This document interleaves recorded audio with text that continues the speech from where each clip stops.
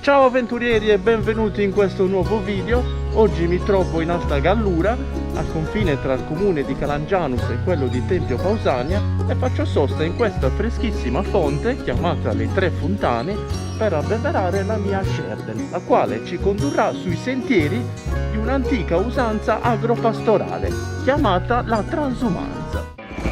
Andiamo avventurieri, la nostra transumanza inizia proprio dallo sterrato qui di fronte, che in pochi chilometri ci condurrà al sito di Liconchi, così chiamato per la presenza di grandi tapponi naturali utilizzati dall'uomo sin dalla preistoria.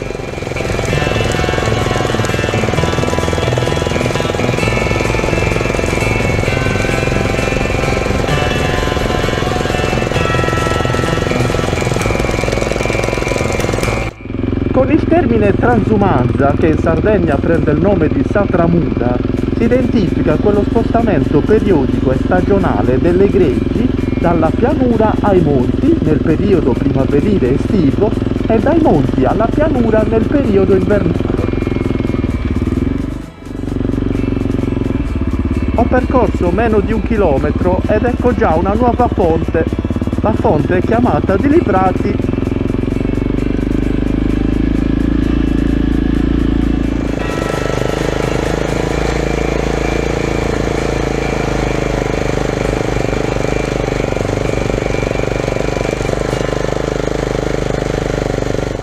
In sostanza, la transumanza serviva ad assicurare al bestiame un pascolo equilibrato ed un clima ottimale per tutto l'arco dell'anno. La pianura e la sua vicinanza al mare, infatti, garantivano un rifugio dalle basse temperature ed un giusto apporto di sale agli animali rispetto alla sciapa vegetazione di montagna, mentre il pascolo d'altura consentiva il sostentamento delle greggi durante la siccità estiva della pianura. Guardate che meraviglia, sono circondato da pini, abeti, corbezzoli, è meraviglioso, una natura incontaminata. Qui c'è un vascone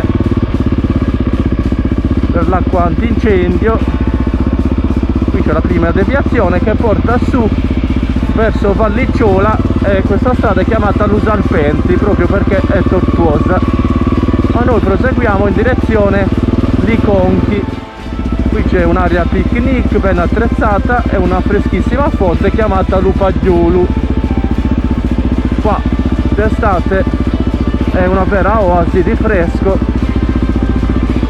dove l'acqua non manca mai. Guardate, qui c'è un laghetto, un ruscello.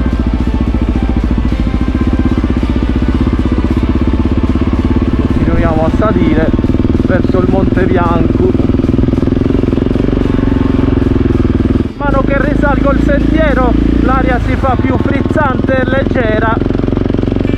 Del resto siamo ai piedi del Monte Rimbara e ci stiamo avvicinando agli 800 metri, mentre il monte raggiunge punte di 1362.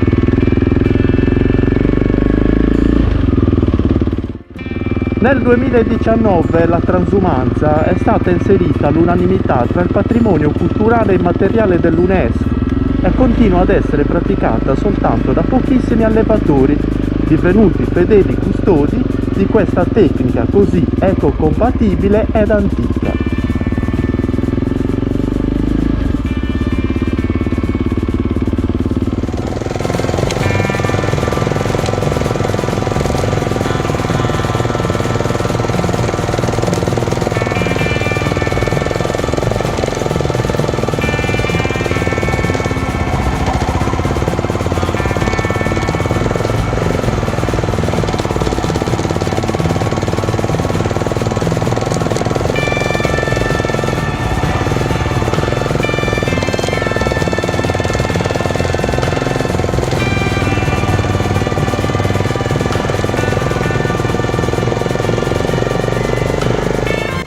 Le cosiddette tratture, è così che venivano chiamate le vie della transumanza, sono diventate cammini e percorsi di trekking molto apprezzati dagli escursionisti che vanno alla ricerca dell'armonia di quella natura più selvaggia ed incontaminata.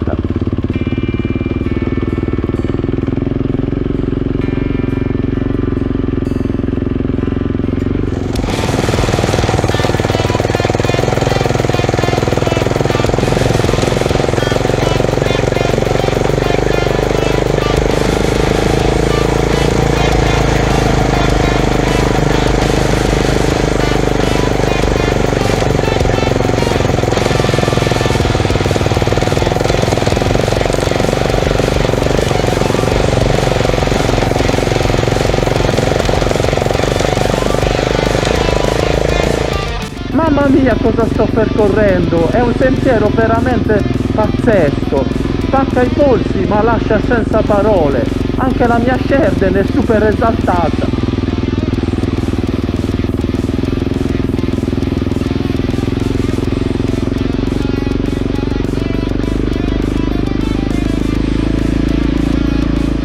Altri 250 metri e siamo arrivati al rifugio di Liconchi. Ci siamo quasi.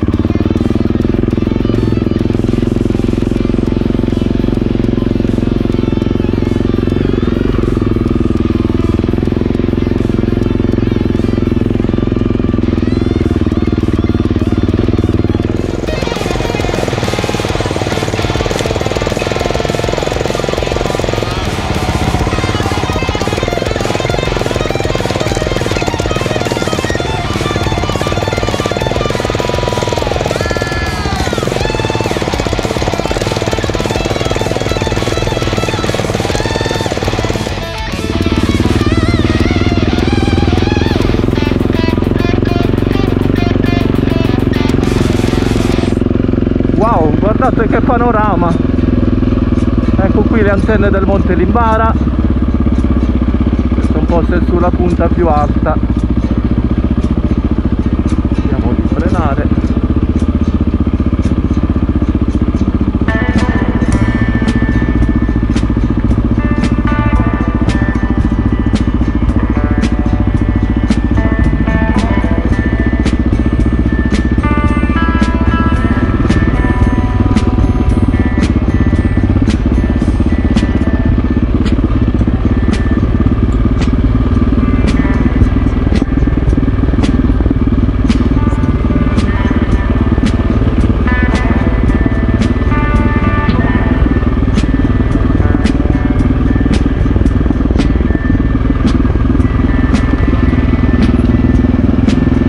Inizio a intravedere le grotte.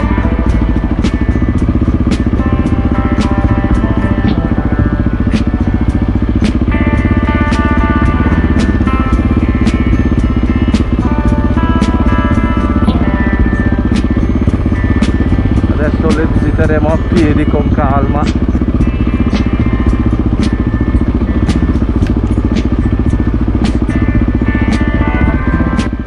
Ed eccoci arrivati in località Liconchi. Ci troviamo ai piedi del Monte Bianco, a circa 980 metri di altitudine, così come indicato da una dettagliata cartellonistica. Questa località prende il nome dalla presenza di alcune grotte naturali formatesi nelle varie aree geologiche tra la roccia granitica e utilizzate dall'uomo sin dall'antichità sia come dimora sia come rifugio durante la pratica della transumanza.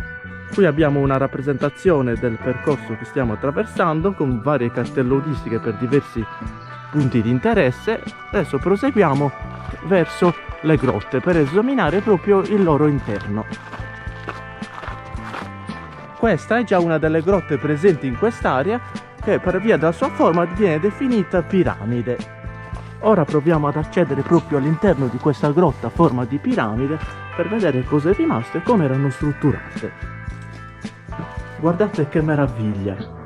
È proprio un taffone naturale al quale l'uomo ha aggiunto una sorta di muro a secco in pietra per completarne la chiusura. Per me è sempre una grande emozione vivere questi luoghi in cui tempo sembra essersi fermato al periodo in cui la mano dell'uomo si fondeva in perfetto equilibrio con quella della natura. Qui a poca distanza dalla prima troviamo una seconda grotta. Andiamo a scoprire anche questa.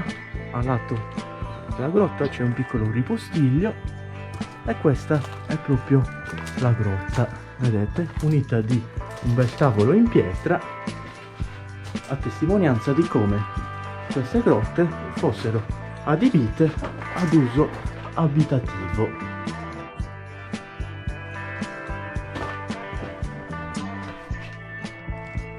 Con alcuni accorgimenti, quindi, queste cavità nella roccia diventavano vere e proprie abitazioni per diverse famiglie di pastori provenienti dai comuni di Telti, Calangianus, Nucchis, che le utilizzavano durante il periodo della siccità estiva.